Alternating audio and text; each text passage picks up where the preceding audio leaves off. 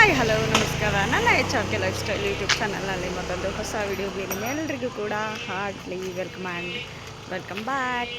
ಅಜ್ಜಿ ಗ್ರಾಸರೀಸ್ ತರಕ್ಕೆ ಸ್ಮಾರ್ಟ್ ಬಜಾರ್ಗೆ ಹೋಗಿದ್ವಿ. ಆನ್ ದಿ ವೇ ಬರ್ತಾ ನಾನ್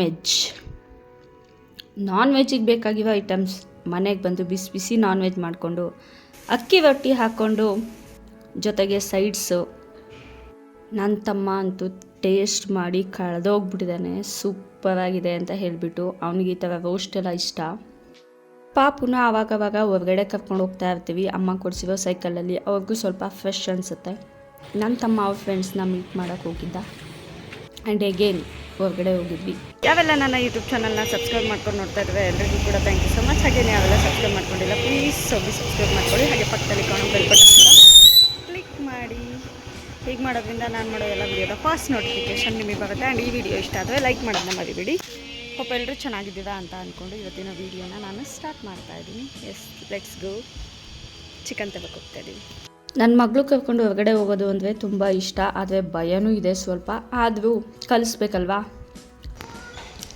ಮಮ್ಮ ನಮ್ಮನ್ನ ಹುಷಾರಾಗಿ ಹೋಗಿ ಬನ್ನಿ ಅಂತ ಬಾಯ್ ಮಾಡಿ ಅಜ್ಜಿ ಬಾಯ್. ನಾನು ಜಾಸ್ತಿ ಆನ್ಲೈನಲ್ಲೇ ಬುಕ್ ಮಾಡ್ತಾ ಇರ್ತೀನಿ. ಯಾಕೆ ಅಂತ ಹೇಳಿದ್ರೆ ಡೋರ್ ಸ್ಟೆಪ್ ಡೆಲಿವರಿ ಇದೆಯಲ್ಲ ಅಂತ ಹೇಳಿಬಿಟ್ಟು. ಬಟ್ ಇವತ್ತು ಯಾಕೋ ಬುಕ್ ಆಗ್ತಾ ಇರಲಿಲ್ಲ. ಹಾಗಾಗಿ ನಾವೇ ಶಾಪಿಂಗ್ ಮಾಡ್ಕೊಬರೋಣ ಅಂತ ಹೇಳಿಬಿಟ್ಟು ನಮ್ಮ ಮನೆಗೆ ಸ್ಮಾರ್ಟ್ ಬಜಾರ್ ಹತ್ರ ಆಗುತ್ತೆ, ಅಲ್ಲಿಗೆ ಬಂದಿದ್ವಿ. ನಾನು ನನ್ನ ಮಗಳು ನನ್ನ ತಮ್ಮ ಎಲ್ಲ ಡೈಲಿ ಗ್ರಾಸರೀಸ್ ಏನು ಬೇಕಾಗುತ್ತೆ ಅದನ್ನೆಲ್ಲ ತೊಗೊಂಡು ಬಂದ್ವಿ. ಆನ್ ದಿ ವೇ ಬರಬೇಕಾದ್ರೆ ಚಿಕನ್ ತಿನ್ನಬೇಕು ಅನ್ನಿಸ್ತು. ಹಾಗಾಗಿ ಚಿಕನ್ ತೊಗೊಂಡು ಅದಕ್ಕೆ ಬೇಕಾಗಿರೋ ಅಂತಹ ಸೌತೆಕಾಯಿ, ನಿಂಬೆಹಣ್ಣು, ಕೊತ್ತಂಬರಿ ಸೊಪ್ಪು ಕೂಡ ತೊಗೊಂಡ್ವಿ. ತಿನ್ನೋದು ಚಿಕನ್ ಒಂದೇ ಅಲ್ವಾ, ಹಾಗಾಗಿ. ಆ್ಯಂಡ್ ಮನೆಗೆ ಬಂದು ಸೂಪರಾಗಿ ಚಿಕನ್ ಮಾಡಿದ್ದೆ. ನೋಡ್ತಾ ಇರ್ಬೋದು ಬಾಯಲ್ಲಿ ನೀರು ಬರ್ತಾ ಇದೆ, ಫುಲ್ಲಾಗಿದೆ. ಅದ್ರ ಜೊತೆಗೆ ಚಿಕನ್ ಇದ್ಮೇಲೆ ಸೌತೆಕಾಯಿ, ನಿಂಬೆಹಣ್ಣು, ಈರುಳ್ಳಿ ಎಲ್ಲ ಇರಲೇಬೇಕಲ್ವಾ.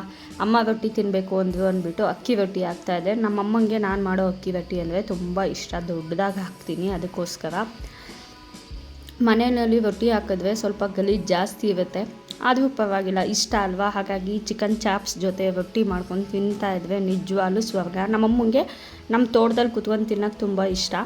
ಬಟ್ ಇಲ್ಲಿ ತೋಟ ಇಲ್ವಲ್ಲ, ಹಾಗಾಗಿ. ಆ್ಯಂಡ್ ಅದ್ರ ಜೊತೆಗೆ ಚಿಕನ್ ರೋಸ್ಟ್ ಕೂಡ ಮಾಡಿದ್ದೆ ಈ ಥರ ಡ್ರೈ ಆಗಿ.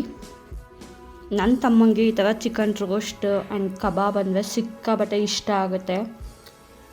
ತುಂಬ ಖುಷಿಪಟ್ಟು ತಿಂತಾನೆ. ಅವನಿಗಂತೂ ಸಿಕ್ಕಾಪಟ್ಟೆ ಇಷ್ಟ ಆಗೋಯಿತು.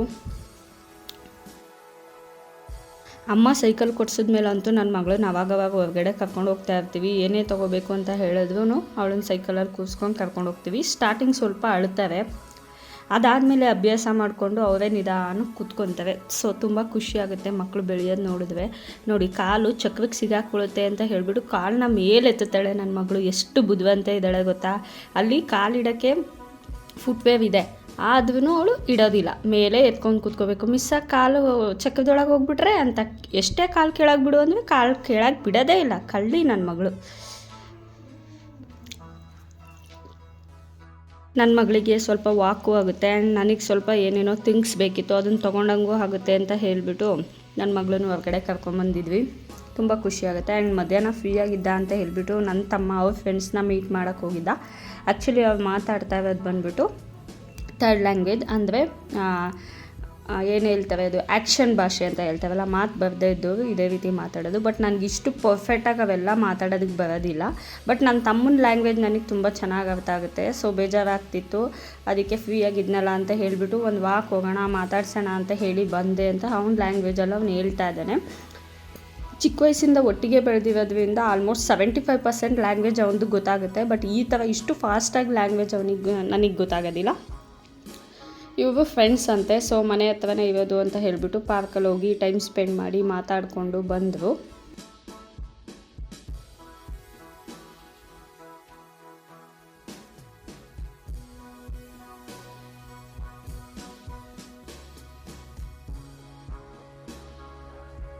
ಆ್ಯಂಡ್ ಎಗೇನ್ ಐಸ್ ಕ್ರೀಮ್ ತಿನ್ನಬೇಕು ಅಂತ ಅನ್ನಿಸ್ತು. ಹಾಗಾಗಿ ನಮ್ಮ ಮನೆ ಹತ್ರನೇ ನಂದಿನಿ ಪಾರ್ಲರ್ ಇದೆ, ಅಲ್ಲಿಗೆ ಬಂದು ನಾನು, ನನ್ನ ಮಗಳು, ನನ್ನ ತಮ್ಮ ಐಸ್ ಕ್ರೀಮ್ ತಿಂದ್ವಿ. ಅಂದರೆ ಚಾಕೋಬಾರ್. ಯಾಕೋ ಕ್ರೇವಿಂಗ್ಸ್ ಆಯಿತು ಅಂದ್ಬಿಟ್ಟು ನಾನು ಔಟ್ಸೈಡ್ ಫುಡ್ ಏನಾದರೂ ತಿಂತೀನಿ ಅಂದರೆ ಆಲ್ಮೋಸ್ಟ್ ಅದು ಕಾಫಿ, ಟೀ ಅಥವಾ ಐಸ್ ಕ್ರೀಮ್ ಅಷ್ಟೇ, ಬೇರೆ ಏನೂ ತಿನ್ನೋದಿಲ್ಲ. ಯಾಕೆಂದರೆ ಫುಡ್ ಕಂಟ್ರೋಲ್ ಮಾಡಿಬಿಟ್ಟಿದ್ದೀನಿ. ಹಾಗಾಗಿ ನನ್ನ ವೀಡಿಯೋಸು ಫೋಟೋಸ್ ಜೊತೆಗೆ ಅವಂದಂತೂ